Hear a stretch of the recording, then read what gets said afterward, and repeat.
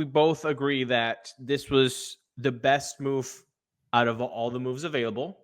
Yes. It was a need, and you targeted it, and you went for it, and you spend the money that you needed to spend accordingly. Danny Jansen, 2024 between Toronto and Boston had a 0.7 WAR in 92 games. 2023 1.6 WAR in 86 games. 2022 2.9 WAR in 72 games. 2021 1.3 WAR in 70 games. If you were to mark his expected WAR in 2025 with the Rays, what would you put it at?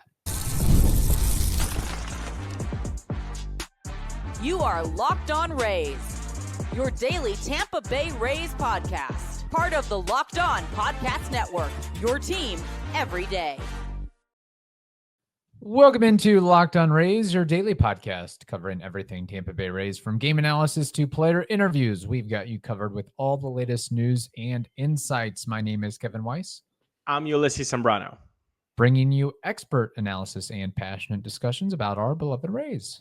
Whether you're a diehard fan who vividly remembers Longo's Game 162 just like us, or you remember the early Devil Ray days of Wade Boggs or Carl Crawford, we're here to break down every play, every trade, every milestone. In fact, this is our 6th season covering the Rays daily. In every season up till 2024, the Rays have gone to the playoffs, but you can still grab your favorite Rays gear, settle in, and subscribe to our Locked On Rays YouTube channel and other podcast platforms. You can also find us on X and Instagram at Locked On Rays. This episode is brought to you by FanDuel. You can start the season with a big return on FanDuel. New customers can place a $5 bet, and you'll get started with $150 in bonus bets if you win your first $5 bet. Visit FanDuel.com to get started. Do you think a lot of people are doing FanDuel whilst winter meetings are happening over there? Oh, yeah. That's all they're doing in between all the breaks and coffee breathers. I don't know where I'm going with that. What I do know is that, yes, we are recording on a Tuesday. We missed out on Monday's show. We were busy with other things. That with life. Life. That's a good way to put it. But over the past couple of days, we've learned something. One, the Rays have their catcher of the present and maybe the short-term future. They have signed, yes, the biggest move in free agency, Danny Jansen.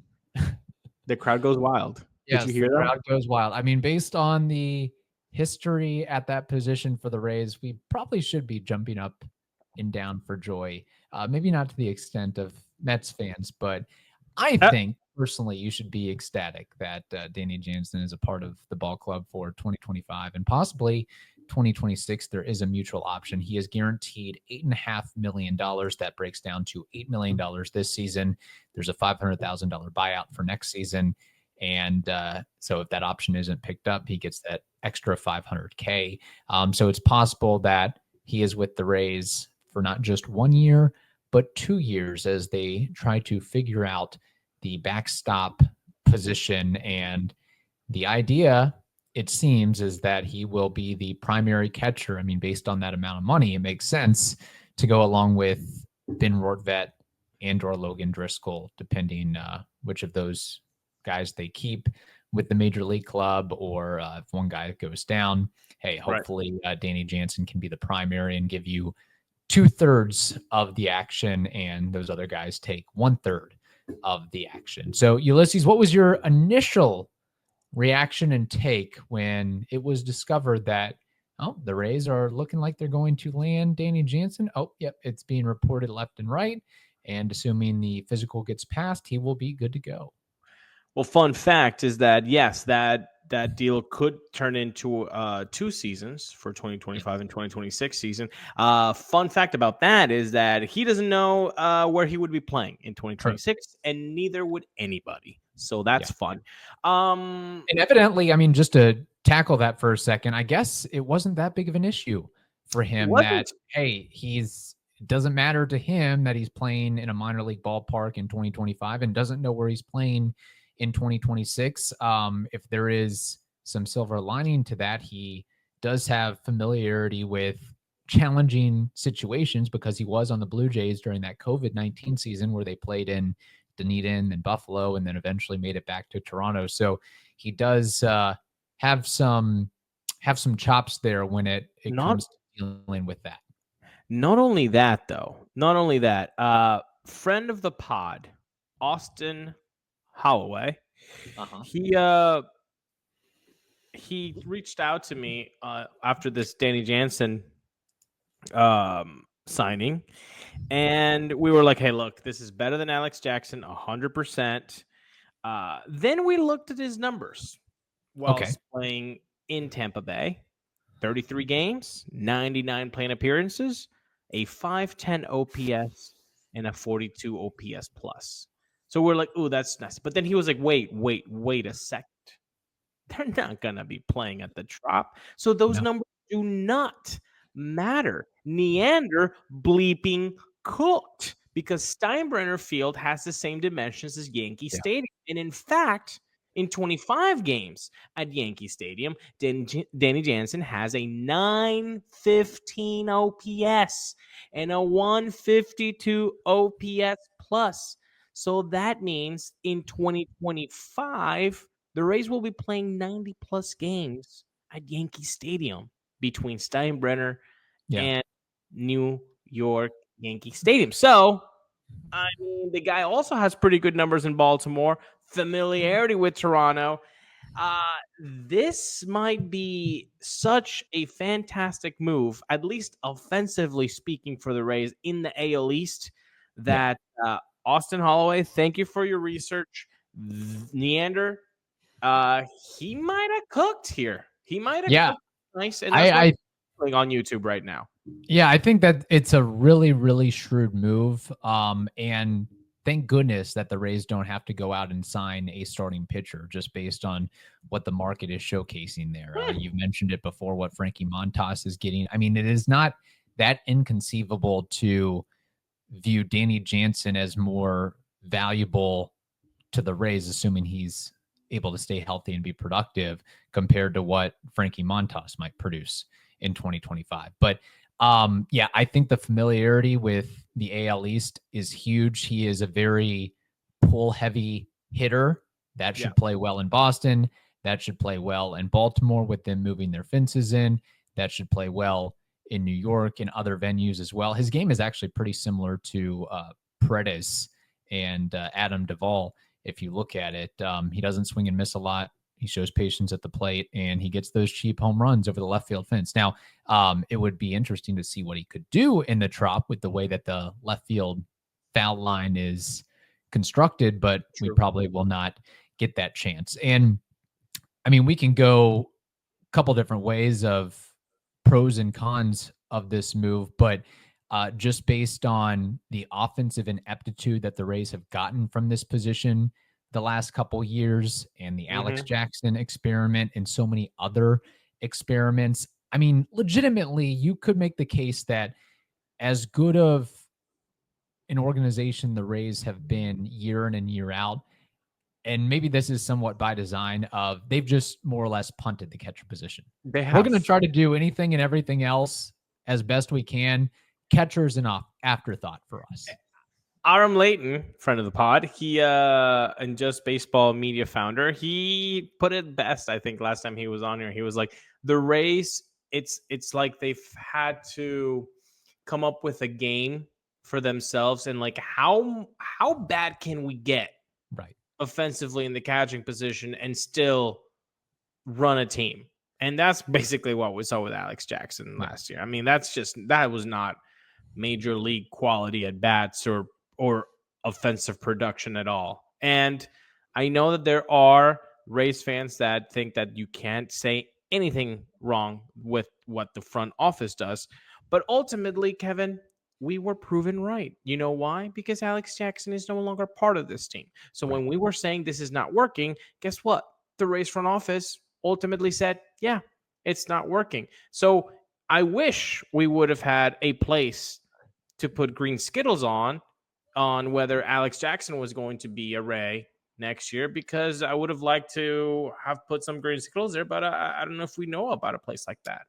We do know of a place like that, and that is FanDuel. And at FanDuel, you can get ready to tackle the NFL action with them. They are America's #1 sportsbook. Right now, new customers can bet $5 and get $150 in bonus bets if you win.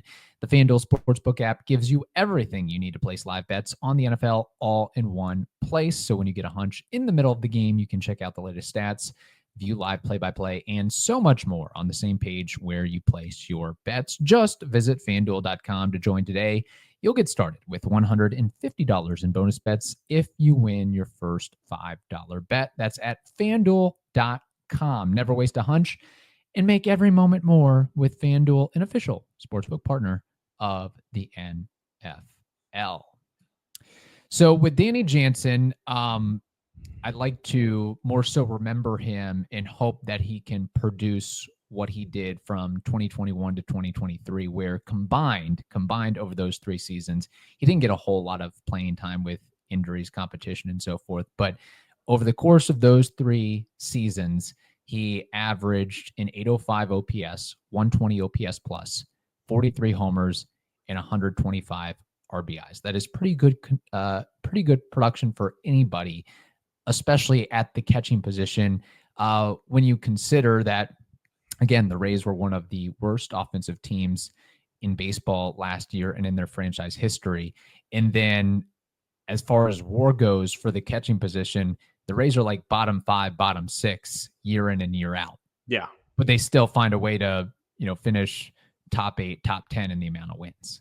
So this is, you're basically elevating your weakest position to at least average and possibly notably more than that.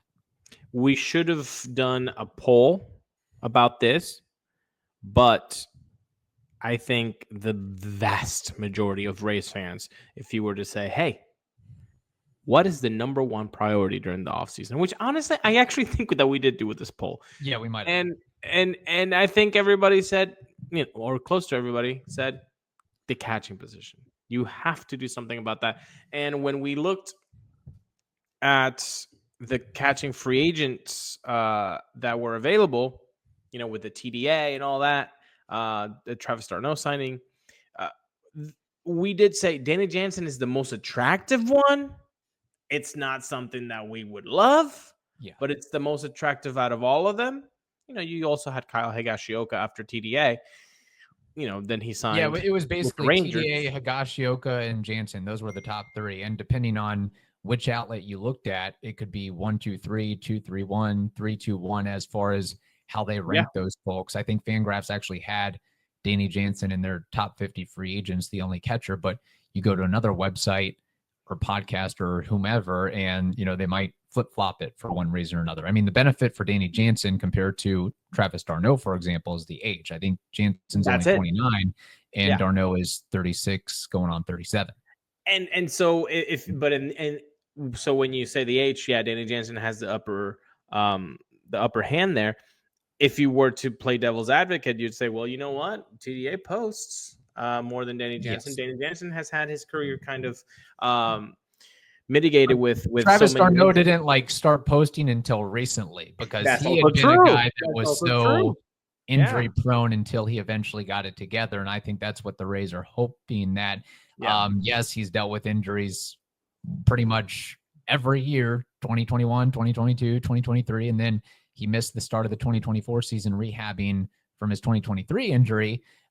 Maybe he finally gets it in stride this year, but there also is a concern, hey, putting on the tools of ignorance. I mean, some guys are just injury prone, and at the catcher position, even more so. And there could be a little bit of a concern of, hey, you're out at Steinbrenner Field, you're traveling all across the country, second half of the season, your body might be more susceptible to wear and tear. But I would think that hopefully the Rays can find a way to manage that and find a good balancing act with Jansen and Ben Rortvedt. But yes, I'm hoping, I want to see more of Danny Jansen. I want to see 100+ games of Danny Jansen. I think we both agree that this was the best move out of all the moves available. Yes. it was a need, and you targeted it, and you went for it, and you spend the money that you needed to spend accordingly. Okay, it's not 800 mil, it's 8.5, whatever. We know the pond that we're swimming in. That's fine. You address the need. That's number one. Okay. Now let's remember, he's really good against left-handed pitching. I mean, he had a 237, 372 on base, and a 342 slugging against lefties last year. So that's solid. I will take that from the catching position. Again, remember these numbers from the catching position. Yes. You're also putting him up next to, I mean, most likely Ben Rortvedt, who's a lefty. So in this case, you do have a nice platoon. Like you coming in with this platoon, you don't feel that bad about the catching position anymore, at least offensively, from what Ben Rortvedt did last year. Now, does that mean that it's the best out there? No, it's not. But, Stu's blowing up my phone. Neander's blowing up my phone. And they wanted me to give them a little of roses because we haven't given them roses in a little bit with all the stadium talk. So, no, this is a good deal. I'm happy that they targeted like this way. But there's more to be done offensively. This cannot be it. I think what we're hoping for is news or announcement. I mean, it'd be great if the Rays went out and signed, one of the better mid-tier free agents, but that's unlikely to happen. But the news that we hopefully can expect is they're trading one of their surplus of starting pitchers for another dedicated bat. Because I do agree. I like this move. I love this move. I'm happy about this move. Yep. But I hope this isn't the only move. I hope there is more to come. Not saying that you have to go buck wild, but this should be the start of a trickle-down effect to some other maneuvers. But it's funny because we talked about last article where he hinted that this might be it for the Rays. And that's the one, my friend. And that I'm like, so the Rays are trying to feed information to Topkin that's like, hey, we got Danny Jansen is our trophy, so don't expect much more than that.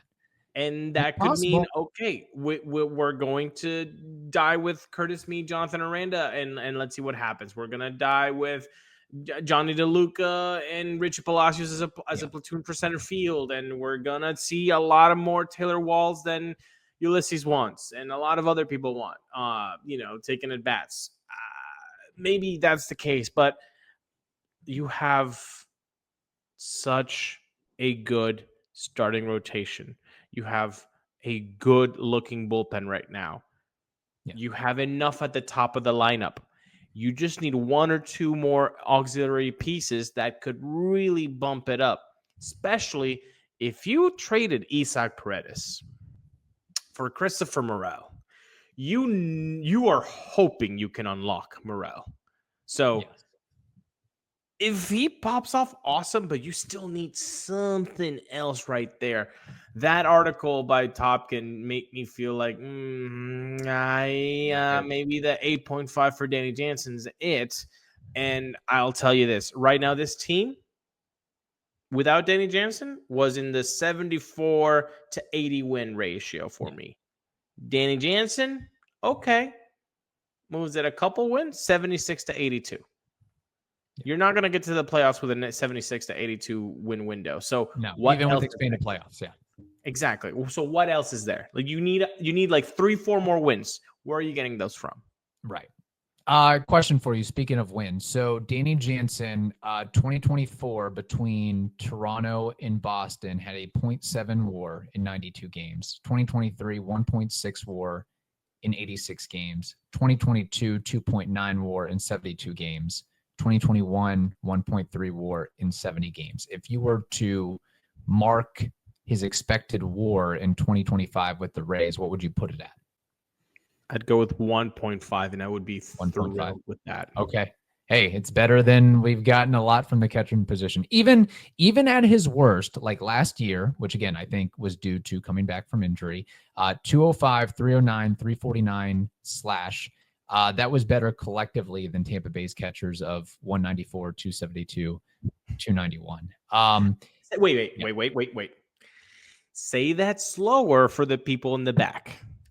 The Rays catchers combined last season for a slash of 194, 272, 291. That is worse than Danny Jansen's 2024, which was 205, 309, 349. Correct. Yeah. And then this is a win. This is a win. Great job, Commander. Yeah. Great job, front office. Good job spending the money, Stu, on 8.5 mil. Awesome to give him that club option because maybe that's what got him across the finish line. Right. And he legitimately, I mean, I could see him if he gets enough playing time, stays healthy, does what he's supposed to do. He has all-star potential. He's just never been able to cross the finish line or get the playing time. I mean, there are a couple knocks up. Every player outside of Juan Soto, and even Juan Soto, you can labor about his defense, is going to have knocks, even when you're handing him $8.5 million. But like what people have said about Danny Jansen is he goes on like a Babe Ruth stretch for 20 games for a month, and then he's disappears below average the rest of the season. And, you know, we can talk about, you know, if you bring up a Savant page, the called strikes, the pop time, the framing leaves much to be desired. But I think overall, you're probably getting an average defensive player when you combine his amazing blocking ability. And I know that we sometimes harp on this and people don't want to hear it, but he does get very, very high marks for the leadership aspect of things, which is what you need from that position. Very critical at that position. So I think that's a bonus as well. But I'm as pumped as I can be as a Rays fan. You got to get pumped about $8.5 million for a player. Yes, just like we were pumped last year when they gave Phil Maton $6 million, $6.5 million. Yeah, because you're not gonna get the $800 million deal. So yeah, let's get pumped up at the 8.5, and we're happy about the 8.5, and that was good, and we applaud that. Good job, front office. That was awesome. Having said that, when you look at what Danny Jansen could be, you're right. He is hopefully an all-star type catcher. But let's just bring it down. Okay. He's a one WAR guy. What else can this team do? Because with the rotation that you have built or that is coming back, and you have a Danny Jansen behind the dish, you don't really need a defensive catching savant. No. Do you? With that rotation, with that bullpen? I mean, if there are really young guys coming up to the league, then yeah, you probably need a Zunino, and you need a guy that's like, you know, back there that knows his stuff, and maybe a TDA would be really nice. But all of those guys have been in the major leagues for a bit now, for a minute now. Even Pepio, even Boz, even Bradley. They've had their... McClanahan has started an all-star game. He's been at 2 times an all-star now. Like Jeffrey Springs, like these are guys that have been there, done that. So I think by going into the Danny Jansen route, you have to do this because you have to go offense first. You don't need a defensive minded catcher. I think this is a big W. So having said that, where do they go now? Do they go for the shortstop? We know that Andres Jimenez has just been traded from the Guardians to the Toronto Blue Jays. So where does that go with them? Bichette and Jimenez for shortstop and second base. Is Bichette maybe an option to be traded again?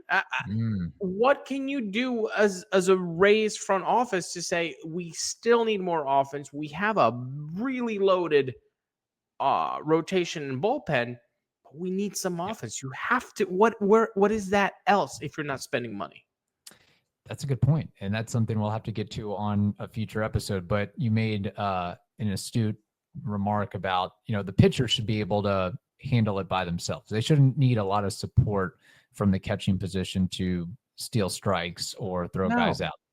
It's on them, as talented as we believe they are and have previously shown, and as they further develop, that they'll be able to get the strikeouts they want, the groundouts they want, the flyouts they want, and they shouldn't have to. There shouldn't be a lot of stealing opportunities, I guess, unless a team is like, oh, well, we don't get runs, don't come across the board very often, so we got to try to go from first to second. But I would think that, pitchers, you know what you're doing. As long as you got somebody that's somewhat competent and confident behind the dish, you should be good to go. So, yeah. All right. We have some comments from the listeners out there. We did put a poll up. How do you all feel about the Rays signing free agent catcher Danny Jansen for a reported $8 million in 2025 and a $12 million mutual option in 2026 with a $500,000 buyout? 88% of the populace loves it, and 12% says not a fan. Getting to some of the comments here, Chris Snyder says, should be the perfect placeholder until Dominic Keegan moves up. Nosy says, might not seem like it, but this was massive. And then Jim Bob Money Funk says, hey. We have a couple more comments as well. Jake Stokes says, I wish there was a May option. I guess I'll wait and see if they trade for another catcher or are rolling with Jansen and Ben. Yeah, I think this is it with the catching position. That's who they're rolling with. It's Jansen, Rortvedt. Yeah, that's it. This is the move. They've solved it. This is the move. Yeah. This is the move. This is it. And then one more comment from Bray. Literally anything is an exponentially huge improvement from Alex Jansen. I like Alex how Jackson, like at the time. all the comments, like, they're fine, all right, whatever. The one that had the Alex Jackson comp is the one that got likes. Yes. Everybody feels the same way about the Alex Jackson experiment. Jake, that's it, man.